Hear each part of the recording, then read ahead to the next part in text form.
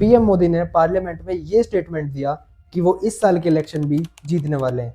अब हमारी सरकार का तीसरा कार्यकाल भी बहुत दूर नहीं है। एग्जाम होने से पहले एग्जाम में टॉप करने का कॉन्फिडेंस सिर्फ दो ही वजह से आता है, या तो आपको अपनी पढ़ाई पे या फिर किए हुए काम पर बहुत ज्यादा भरोसा है, या फिर एग्जाम में आपकी कोई हेल्प कर रहा है। बीजेपी डेमोक्रेसी को खत्म कर कर डिक्टेटरशिप लाना चाहती है।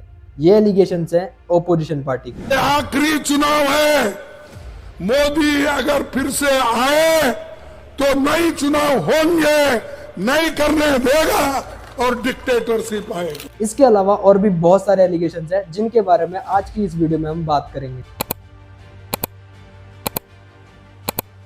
अजीत पवार महाराष्ट्र की एनसीपी पॉलिटिकल पार्टी के एक टॉप लीडर हैं। उनके ऊपर महाराष्ट्र बैंक फ्रॉड और इरिगेशन सेक्टर में 70,000 करोड़ के स्कैम के लिए ईडी बहुत टाइम से इन्वेस्टिगेट कर रही थी। लास्ट ईयर 2023 में उन्होंने महाराष्ट्र में बीजेपी को ज्वाइन कर लिया और पिछले महीने जनवरी में अजीत पवार को ईडी ने बरी कर दिया। प्रताप सरनायक जो कि शिवसेना के एक मेंबर थे, उनके ऊपर 7 करोड़ की रिश्वत लेने का एलिगेशन लगा हुआ था और ईडी की इनके ऊपर भी नजर थी, लेकिन 2022 में इन्होंने बीजेपी ज्वाइन कर ली।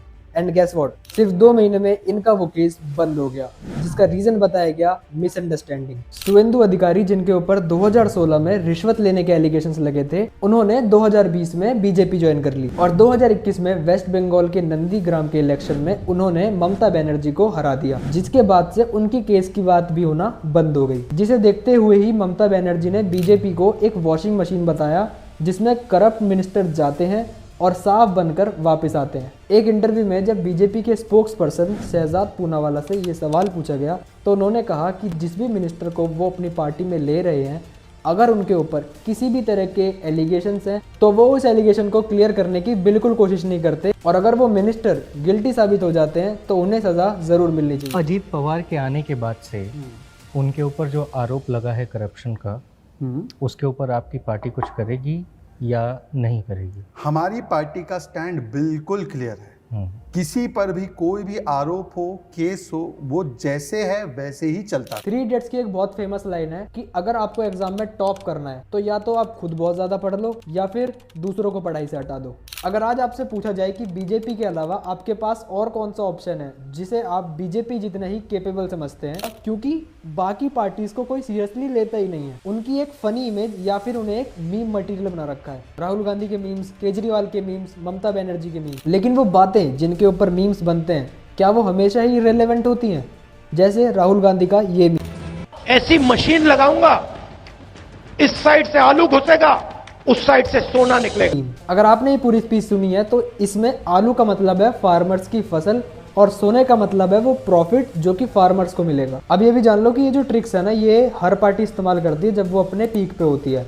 कोई भी XYZ पार्टी जब भी वो पावर में है तो वो पावर में ही रहना चाहती है और वो कुछ भी करेगी सिर्फ पावर में रहने के लिए। इंदिरा गांधी के टाइम पे जब कांग्रेस पार्टी पावर में थी तो उन्होंने उन स्टेट्स में भी दबदबा बनाने की कोशिश करी थी जिनमें उनकी पार्टी पावर में नहीं थी। बीजेपी ने ये जो मिनिस्टर्स अपनी पार्टी में ज्वाइन करवाए हैं, इनसे हमें कोई प्रॉब्लम नहीं है। इनफैक्ट मैं तो ना किसी पार्टी के फेवर में हूँ और ना ही अगेंस्ट में, because at the end of the day as a voter हमें मतलब है देश की डेवलपमेंट से। अगर बीजेपी के पास विजन है इंडिया को ग्रो करने का तो ये बहुत अच्छी बात है, लेकिन एज एन इंडियन सिटीजन क्या हमारे देश में डेमोक्रेसी बचेगी? डेमोक्रेसी का मतलब होता है सभी को इक्वल चांस देना। अगर कोई एक पर्टिकुलर पार्टी बहुत ज्यादा पावर में आ जाएगी तो हमें बाकी पार्टियों के ओपिनियन कैसे पता लगेंगे?